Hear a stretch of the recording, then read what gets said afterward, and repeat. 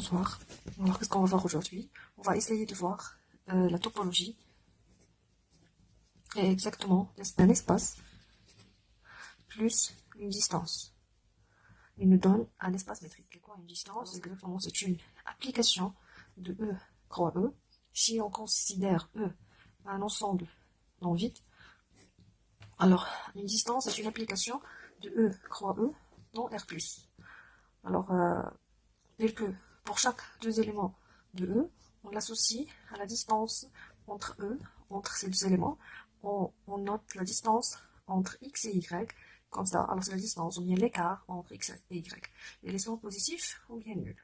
Un ensemble quelconque E, je prends deux éléments X et Y appartiennent à cet ensemble.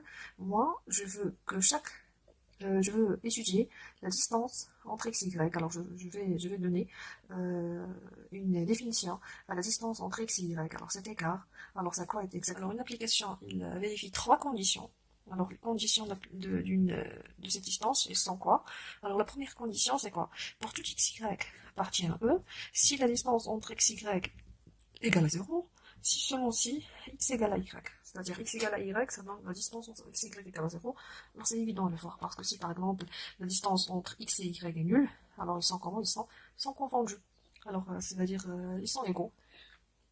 Eh bien, la deuxième condition, alors cette condition, il s'appelle quoi? Il s'appelle la condition de séparation. La condition de séparation, c'est la première condition qui dit E. La deuxième condition, il s'appelle la symétrie. Il dit quoi? Il dit quoi cette condition? Il dit que pour tout x, y dans E, on a la distance entre x et y, c'est exactement la distance entre y et x. C'est-à-dire la distance entre x et y et la distance entre y et x, c'est pareil. Après, la dernière condition, c'est l'inégalité triangulaire. Alors, c'est quoi l'inégalité triangulaire? Elle dit quoi? Pour tout x, y, z dans E, pour tout x, y, z appartient à E. Et on a aussi la troisième condition, c'est l'inégalité triangulaire qui dit quoi? Pour tout x, y, z appartient à E, la distance entre x et y, c'est inférieur ou égal à la distance entre x et z, plus la distance entre z et y. C'est-à-dire, l'élément z ici, on peut le faire entrer entre eux, alors c'est facile. Alors, une distance, c'est une application de E croix E dans R+, tel qu'il vérifie les trois conditions, la séparation, la symétrie et l'inégalité triangulaire. Alors, une distance, c'est, on prend un espace quelconque. Alors, maintenant, on va voir quelques exemples d'espaces métriques. Alors, quelques exemples. Alors, le plus célèbre exemple, c'est quoi? C'est un espace, premier exemple, un espace vectoriel normé. C'est-à-dire un espace muni d'une norme. Alors, c'est quoi? Alors, soit E, 1, K, tel que K égale à R, ou bien C, espace vectoriel normé. Ça veut dire quoi? Ça veut dire E, il est associé d'une norme. Et une norme, c'est une application. Alors, une norme, c'est une application aussi, telle que cette norme, elle est de E dans R+, donc des nombres positifs ou bien nuls, tel que de chaque x sont associés à la norme de x. Tel que aussi il vérifie les trois conditions, ils sont quoi? Pour tout x dans E, la norme de x égale à 0 si seulement si x égale à 0 E. Pour tout x, la norme de alpha x, c'est la valeur absolue de alpha à la norme de x. Et la troisième, c'est l'inégalité triangulaire, la norme de x plus y, inférieure égale à la norme de x plus la norme de y. Définir cet exemple, on doit savoir ça veut dire quoi une norme. Alors on a dit que une norme c'est une application qui vérifie trois actions. Alors soit E un espace vectoriel normé, muni de cette norme. Alors la distance de E croix E dans R+, de chaque x, y, on l'associe à la norme de x moins y. C'est une distance. C'est-à-dire, il vérifie les trois actions d'une distance, lesquelles la séparation, la symétrie, l'inégalité triangulaire. Alors, on va essayer de vérifier les trois conditions. Alors, la première condition, c'est quoi? C'est que on a la distance, si la distance de x, y égale à 0, si seulement si x égale à y. Alors, on va le voir ici. Alors, la norme de x moins y égale à 0, c'est parce que c'est la distance. Si seulement si x moins y égale à 0, parce que c'est propriété de la norme.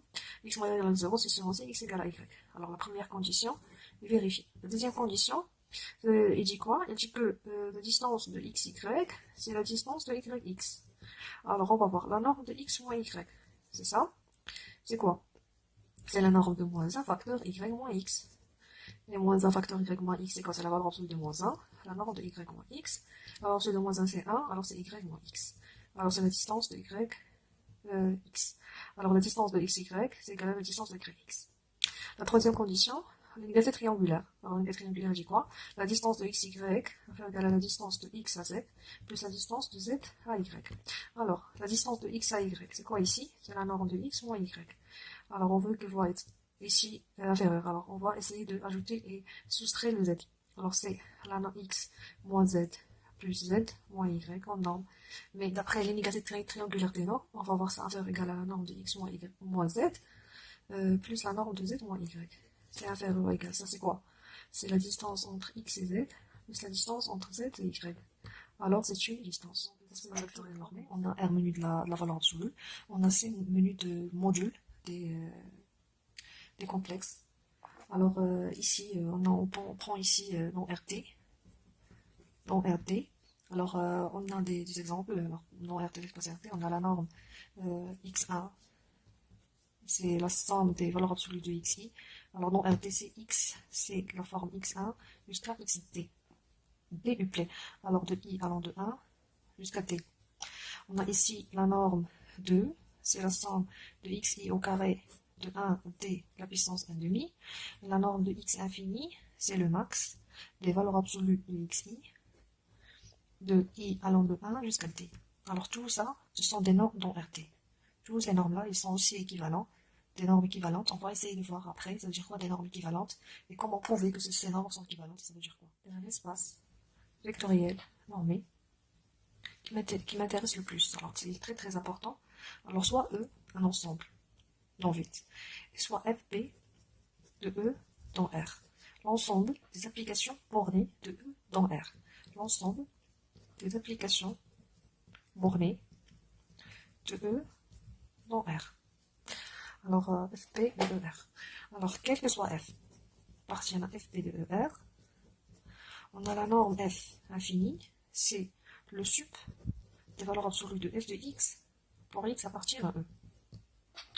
Alors aussi c'est une norme, et si f n'est pas borné, alors la norme de f va tendre vers plus ou moins à l'infini. On va voir ici, alors c'est important. Il s'appelle la distance discrète.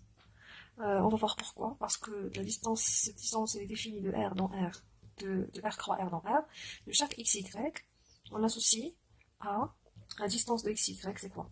Alors, égal à 0 si x égale à y, égal à 1 si x est différent de y, sinon. Alors cette distance, elle est très très importante. C'est une distance, elle vérifie toutes les conditions d'une distance. Alors, on va voir. Mais cette distance, elle n'est pas une norme, n'est pas une norme. C'est-à-dire la distance de x à y égale à x moins y, ça c'est pas une norme. Alors ça c'est pas une norme, alors qu'est-ce qu'on va faire? On va essayer de voir un côté x égale à y égale à 0. Alors la norme de x moins y, c'est la distance de xy, alors c'est quoi? C'est 0, parce qu'ils sont égaux. Alors la distance de x à y, la norme, alors c'est 0, c'est pas grave. Alors maintenant, c'est bien. Maintenant, on va voir si x différent de y différent d'un certain z. Par exemple, la distance de 4, 2. Alors 4 est différent de 2. Alors cette distance égale à combien? Égale à 1. Parce que si la distance de xy égale à 1, c'est pour x différent de y. 4 est différent de 2. Ici, 4 différent de 2, alors c'est égal à 1. Mais ça égale aussi la norme de 4 moins 2. Et la norme de 4 moins 2, c'est quoi? On va essayer de factoriser. On va pas dire que la norme de 4 moins 2, c'est de la norme de 2, parce qu'on ne sait pas. On a besoin de ça. Alors, ce qu'on va faire, on va essayer de factoriser par 2. Alors, 2 facteurs, 2 moins 1. Alors, puisque c'est une norme, on peut faire sortir le scalaire ici, c'est la valeur absolue de 2, la norme de 2 moins 1, la valeur absolue de 2 c'est 2, 2 il est différent de 1. Alors, cette norme égale à quoi? Égale à 1, alors égale à 2. Alors, ici égale à 1 égale à 2, alors on dit que 1 égale à 2, est-ce que c'est correct? Alors, 1 égale à 2, est-ce que c'est correct? Non, ils sont différents, alors non, c'est absurde. Alors, c'est pas une norme. Alors,